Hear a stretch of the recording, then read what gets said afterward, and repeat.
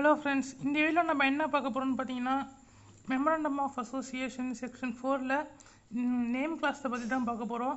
கொஞ்சம் பேசிக்ஸை பார்த்துட்டு அதுக்கப்புறம் நம்ம டேரெக்டாக நேம் கிளாஸ்க்குள்ளே போயிடலாம். ஃபஸ்ட்டு என்ன சொல்ல வராங்கன்னா, memorandum of association is fundamental document, அதை தான் சொல்ல வராங்க. டு ஃபார்மேஷன் ஆஃப் கம்பெனி, ஒரு கம்பெனி நீங்கள் ஃபார்ம் பண்ணணுன்னு நினச்சிங்கன்னா அது ரொம்பவும் பேசிக்கான ஒரு டாக்குமெண்ட் தான் memorandum of association. Memorandum of அதில் வந்து இதை என்ன பண்ணுது அப்படின்னு கேட்டிங்கன்னா, கம்பெனிக்கும் அவுட் சைடருக்கும் உள்ள அந்த ரிலேஷன்ஷிப்பை டிஃபைன் பண்ணுறது இந்த ஒரு மெமரண்டம் ஆஃப் அசோசியேஷன் தான். அது மட்டும் இல்லாமல் தேர்ட் பார்ட்டியோ அவுட் சைடர்ஸோ கம்பெனி கூட டீல் பண்ணிகிட்டு இருக்கும்போது, ஒரு அக்ரிமெண்ட் போடும்போதோ, இல்லை ஏதாச்சும் ஒரு கான்ட்ராக்டுக்குள்ளே இன்வால்வ் ஆகுறப்பையோ, இந்த வந்து மெமரண்டமில் இருக்கிற விஷயங்கள் அந்த கம்பெனியால் என்ன பண்ண முடியுங்கிறத டிஃபைன் பண்ணும். ஏன்னா ஒரு கம்பெனியால் பண்ண முடியாத விஷயத்துக்குள்ளே ஒரு கான்ட்ராக்ட் போயிடுச்சுன்னா அதை பற்றி நம்ம லேட்டராக பார்ப்போம். இதெல்லாம் ஃபஸ்ட்டு மெமரண்டமில் இருக்கும்.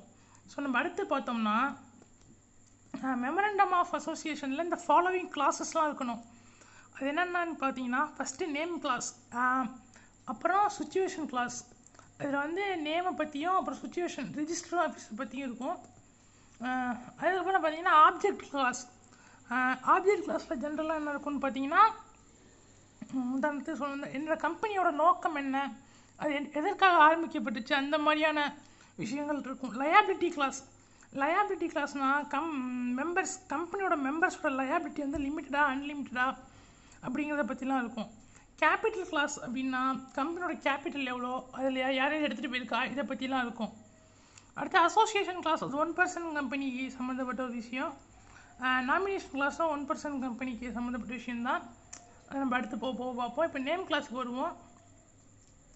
நேம் கிளாஸில் பார்த்தீங்கன்னா செக்ஷன் 4 சப்செக்ஷன் 1 கிளாஸ் ஏலேருந்து சப்செக்ஷன் 5 வரைக்கும் நேம் கிளாஸில் சம்மந்தப்பட்ட விஷயங்கள் தான் சொல்லப்பட்டிருக்கு. எடுத்தோடனே என்ன சொல்கிறாங்கன்னா, கம்பெனி வந்து அதோட லாஸ்ட்டு வேர்டு வந்து லிமிட்டட்னு முடியணும். அது எப்போ அப்படின்னு கேட்டால், அது வந்து பப்ளிக் கம்பெனியாக இருக்கிறப்போ அதோட லாஸ்ட் வேர்டு லிமிட்டடுங்கிறத முடியணும். அதே மாதிரி ஒரு கம்பெனியோட லாஸ்ட் வேர்டு ப்ரைவேட் லிமிட்டட்னு எப்போ முடியணும்னு கேட்டால், அந்த கம்பெனி ஒரு ப்ரைவேட் லிமிட்டட் கம்பெனியாக இருக்கிறப்போ அதோட லாஸ்ட் வேர்டு ப்ரைவேட் லிமிட்டட் அப்படின்னு முடியணும். அதே மாதிரி in case of specified public IFSC கம்பெனியாக இருக்கட்டும், இல்லை ப்ரைவேட் ஐஎஃப்எஸ்சி கம்பெனியாக இருக்கும்போது அதுக்கு கடைசியாக என்ன முடிக்கணும்னு பார்த்தீங்கன்னா, இன்டர்நேஷ்னல் ஃபைனான்ஷியல் சர்வீஸ் கம்பெனின்னு இருக்கணும், இல்லைன்னா ஐஎஃப்எஸ்சின்னு இருக்கணும். இது வந்து நம்ம இருக்க வேண்டிய ஒரு விஷயம். அப்புறம் application for reservation of name subsection 4, இதை பார்ப்போம். இதில் என்ன சொல்ல வராங்கன்னா, எப்படி வந்து ஒரு நேமை ரிசர்வ் பண்ணுறதுக்கு நம்ம கம்பெனிக்கு அந்த நேமை ரிசர்வ் பண்ண நம்ம எப்படி அப்ளிகேஷனை ஃபைல் பண்ணணும் அப்படிங்கிறத பற்றி சொல்கிறாங்க சப்செக்ஷன் 4ல். ஏன்னா இது வந்து சப்செக்ஷன் 1 கிளாஸ் ஏ, ஸ்ட்ரைட்டாகவே நம்ம சப்செக்ஷன் 4க்கு வந்துடுறோம். மற்றதெல்லாம் அடுத்தடுத்தபடி பார்ப்போம். So form number INC 32 SPICe ப்ளஸில் தான் நம்ம அப்ளை பண்ணோம். அதாவது கம்பெனி இன்கார்பரேஷனுக்காக ஒரு ஃபார்ம் ஃபைல் பண்ணோம் இல்லையா, அதே ஃபார்ம் தான் நம்ம ஃபைல் பண்ண போகிறோம். ஃபைல் பண்ணுறப்போ அது கூட கொஞ்சம் ஃபீஸும் கொடுக்கணும். இந்த ஃபீஸையும் ப்ரிஸ்கிரைப்டு ஃபீஸையும் கொடுத்துட்டு ரிஜிஸ்ட்ரார்கிட்ட தான் நம்ம கொடுக்க போகிறோம்.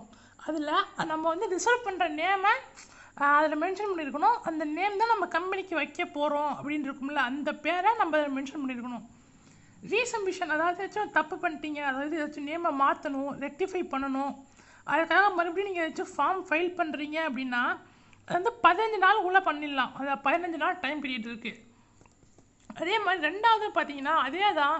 இந்த இடத்துல என்ன ஒரு இதுன்னு பார்த்தீங்கன்னா, இந்த வாட்டி நீங்கள் நேம் தான் ரிசர்வ் பண்ண போகிறீங்க.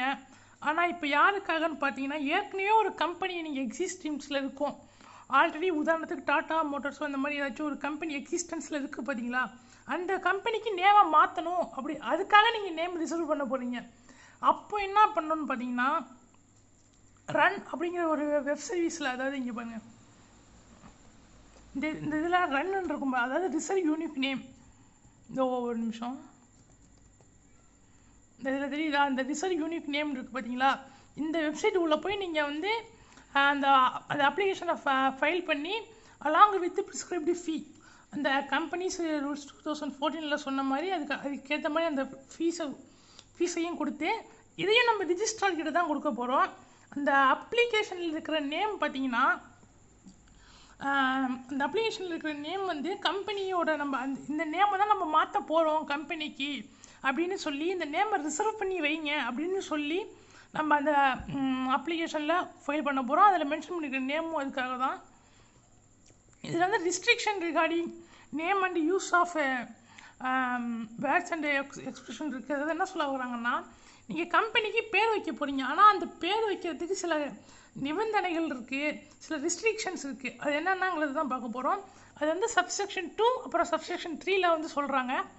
ஸோ ஃபஸ்ட்டே என்ன எடுத்தோடனே ஃபஸ்ட்டு பாயிண்டில் என்ன சொல்கிறாங்க அப்படின்னு பார்த்தீங்கன்னா, ஐடென்டிக்கல் ஆர் என்ன சொல்கிறது with or resembles too nearly to the name of an existing company. அதாவது ஏற்கனவே ஒரு கம்பெனி வந்து எக்ஸிஸ்டன்ஸில் இருக்கும், ரிலையன்ஸோ இல்லை அப்படி சொல்லி வேறு ஏதாச்சும் சொல்லணும்னா சொமேட்டோ, இந்த மாதிரி ஏற்கனவே ஒரு கம்பெனி இருக்குது பார்த்தீங்களா, அதுக்கு ரொம்பவும் அதே மாதிரி வைக்கக்கூடாது அந்த பேரை.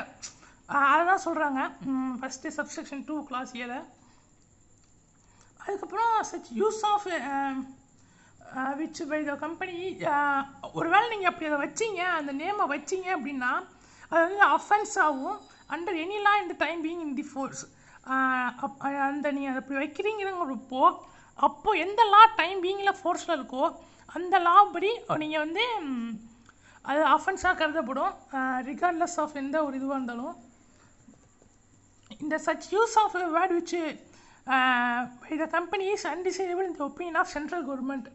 இதில் என்ன சொல்ல வராங்கன்னா, நீங்கள் ஒரு பேரையோ பயன்படுத்துகிறீங்க அப்படிங்கிறப்போ அது சென்ட்ரல் கவர்மெண்ட்டோட ஒப்பீனியனில் ஒரு மாதிரி அன்டிசைரபிளாக இருக்குது அப்படிங்கிறப்போ அந்த வேர்டை நீங்கள் வைக்கக்கூடாது, இல்லை இந்த எக்ஸ்பிரஷன் நீங்கள் யூஸ் பண்ணக்கூடாது. இதுக்கு வந்து யார் முடிவு பண்ணுவான்னு கேட்டால் ROC, power delegated to ROC, அவங்க தான் முடிவு பண்ணுவாங்க இது வந்து அன்டிசைரபிளாக இல்லையா அப்படின்ட்டு. இதில் இந்த சப்செக்ஷன் 3 என்ன சொல்கிறாங்கன்னு பார்த்தீங்கன்னா, அதில் வந்து அப்ரூவல் வாங்காத வரைக்கும் நீங்கள் வந்து அந்த நேம் அந்த பேரோட உங்களால் இன்கார்பரேட் ஆகும், ரிஜிஸ்டர் பண்ண முடியாது அந்த நேமை. நம்ம அடுத்து போவோம். இது ஒரு நிமிஷம். இப்போ பார்த்தீங்கன்னா இதில் அதே மாதிரி நீங்கள் பயன்படுத்துகிற அந்த வார்த்தைகள்லையோ சரி இருந்தாலும் சரி, எக்ஸ்பிரஷனாக இருந்தாலும் சரி, அது வந்து என்ன மாதிரியான ஒரு இதை கொடுக்கக்கூடாது அப்படின்னு கேட்டால், ஃபஸ்ட்டு இந்த கம்பெனி வந்து ஒரு சென்ட்ரல் கவர்மெண்ட் கூடயோ இல்லை ஸ்டேட் கவர்மெண்ட் கூடயோ லோக்கல் அத்தாரிட்டி கார்பரேஷன் எது கூடயோ ஒரு ஒரு கனெக்ஷன் இருக்கிற மாதிரி அதை ரெப்ரசன்ட் பண்ணுற மாதிரி இருக்கக்கூடாது. அதை தான் சொல்ல வராங்க இந்த ஒரு இதில். அதுக்கப்புறம் which includes words R expression namely, அதாவது இந்த நேம்ஸ் இருக்கிற விஷயங்களை யூஸ் பண்ணக்கூடாது. என்னென்னா board, commission, authority, undertaking, national union, இந்த லிஸ்ட்டு புக்கிலே இருக்கும், நீங்கள் பார்த்தா தெரியும். இந்த லிஸ்ட்டில் இருக்கிற வேர்ட்ஸை யூஸ் பண்ணக்கூடாது. அதுக்கப்புறம் நம்ம ஒரு நிமிஷம் சப்செக்ஷன் 5க்கு போவோம். Subsection 4 section 5 reservation of name.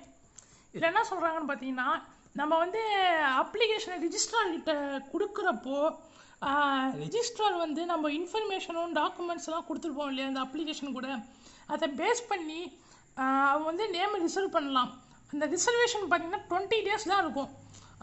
அது அடுத்த 20 daysக்கு அவங்க அப்ரூவ் பண்ணதுலேருந்து 20 daysல நீங்கள் வந்து அந்த நேம் ரிசர்வேஷனில் இருக்கும்.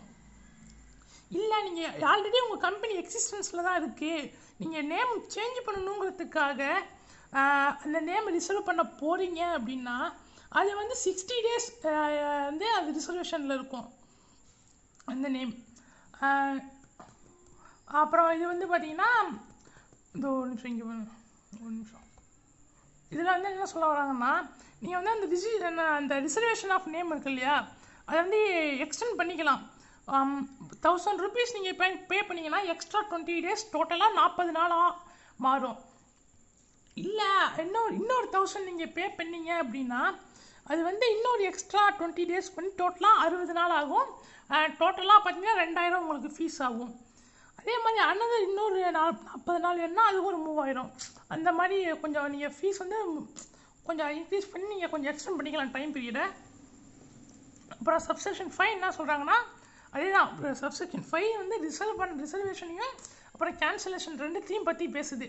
ஸோ நீங்கள் வந்து கம்பெனி ரிசர்வ் பண்ணிட்டீங்க, அப்புறமா ஒரு வேளை நீங்கள் கம்பெனியை வந்து கொடுத்த இன்ஃபர்மேஷனோ டாக்குமெண்ட்ஸோ இன்கரெக்டாக இருந்தாலோ இல்லை ராங்கான இன்ஃபர்மேஷனாக இருந்தாலோ அந்த அப்படிங்கிறப்போ 2 இது இருக்குது. ஒன்று கம்பெனி இன்கார்பரேட் ஆகிருக்கு, இன்னொன்று கம்பெனி இன்கார்பரேட் ஆகலை. இந்த 2 சுச்சுவேஷன். ஃபஸ்ட்டு இன்கார்பரேட் ஆகிருக்கிற கம்பெனியை பற்றி பார்ப்போம். ஃபஸ்ட்டு என்னென்னா இன்கார்பரேட் ஆகலை அப்படிங்கிறப்போ அந்த ரிசர்வ் பண்ண நேம் வந்து கேன்சல் பண்ணிடுவாங்க. அதுக்கப்புறம் அந்த பர்சன், அதாவது அப்ளிகேஷனை யார் மேக் பண்ணாங்களோ அவங்க வந்து penalty liable up to 1 lakh. அதே மாதிரி இப்போ ஒரு கம்பெனி ஆல்ரெடி இன்கார்பரேட்டடாக இருக்குது அப்படிங்கிறப்போ அந்த ரிஜிஸ்ட்ரார் வந்து ஆப்பர்ச்சுனிட்டி ஆஃப் பீயிங் ஏல்டு, அதாவது உங்கள் பக்கம் இருக்கிற நியாயத்தை கேட்குறதுக்கு ஒரு வாய்ப்பு கொடுப்பாங்க. அதே மாதிரி அதை நீங்கள் வந்து இந்த கம்பெனி நேமை மாற்ற சொல்லியும் ஆர்டர் பண்ணலாம். 3 மாதத்துக்குள்ளே நீங்கள் அந்த கம்பெனி நேமை மாற்றணும் அப்படின்னு சொல்லி ஒரு ஆர்டர் கொடுக்கலாம். அப்படி இல்லைன்னா உங்கள் கம்பெனி பேரை ஸ்ட்ரைக் ஆஃப் பண்ணிடலாம் ரிஜிஸ்ட்ரார்லேருந்து. அப்படியும் இல்லைன்னா ஒரு petition for wind up of the company, இது 3த்துல எந்த ஆக்ஷன் வேணால் அவங்க எடுக்கலாம். இதுக்கு அடுத்த சுச்சுவேஷன் கிளாஸ் இருக்குது. இப்போதைக்கு இந்த வீடியோ உங்களுக்கு பிடிச்சிருந்ததுன்னா லைக் பண்ணுங்கள், கமெண்ட் பண்ணுங்கள், ஷேர் பண்ணுங்கள், நம்ம சேனலுக்கு சப்ஸ்கிரைப் பண்ணுங்கள். அடுத்தடுத்த வீடியோ நம்ம அடுத்த இதில் பார்க்கலாம். பை.